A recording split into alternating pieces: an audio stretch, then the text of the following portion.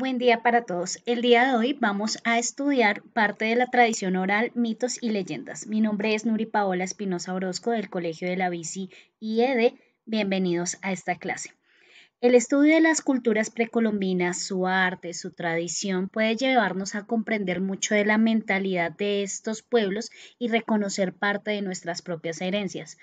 Por eso es importante tener en cuenta todo el origen de nuestras culturas precolombinas y sobre todo cuáles fueron los textos más importantes y cómo llegaron a ser parte de nuestra cultura.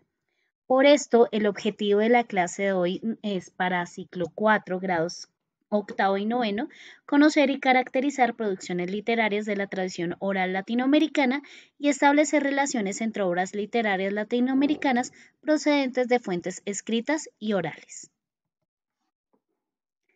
Cultura es la manera de vivir de un pueblo que se expresa en el conjunto de modos de vida. Una cultura no se construye así por arte de magia, sino que es el fruto de muchos factores históricos, ambientales, sociales. Y muchas de esas culturas se expresan a través de la tradición oral y de los textos como los mitos y las leyendas. Estos textos parten de muchas cosas como lo podemos ver aquí sobre la observación de los distintos fenómenos a los cuales nuestras tribus o nuestros grupos humanos desde sus propios orígenes no les hallaban explicación.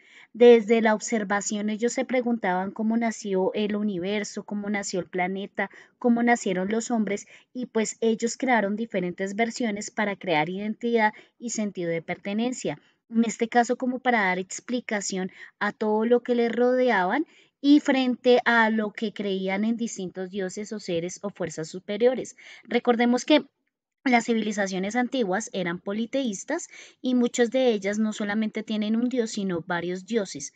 Y es frente a estas historias como los mitos y las leyendas que algunas tribus también sentían algunos temores sobre ellos y pues también algunas historias como las leyendas tratan de dejar alguna enseñanza para las demás generaciones y esa es la forma en que la tradición oral juega parte de los relatos que nosotros conocemos en nuestra actualidad.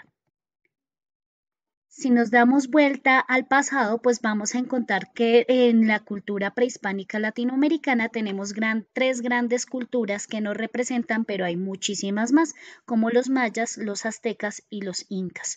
Entonces, pues estos exponentes de nuestra literatura prehispánica tienen diversas características y pues tienen también textos importantes, como ustedes lo pueden ver en este mapa conceptual. En resumen, cuando hablamos sobre todo de los mitos, vemos que estos son los temas de varios relatos precolombinos o antes de la llegada de Cristóbal Colón. Cuando leemos mitos y leyendas, vemos que tenemos cuatro temas en común. La religión, porque los personajes, sobre todo de los mitos, involucran a dioses o un ser superior. Los rituales, sobre todo porque estos textos son de carácter sagrado.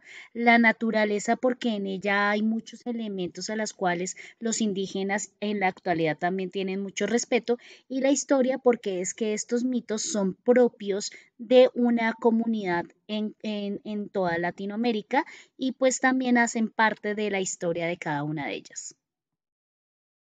Como lo podemos ver en la diapositiva, pues tenemos diferentes tipos de mito de acuerdo a lo que cada uno explica. Recordemos que el mito es un texto el cual nos explica el origen de algo y para eso tenemos los mitos cosmogónicos, los teogónicos, los etiológicos, los morales y los civilizadores.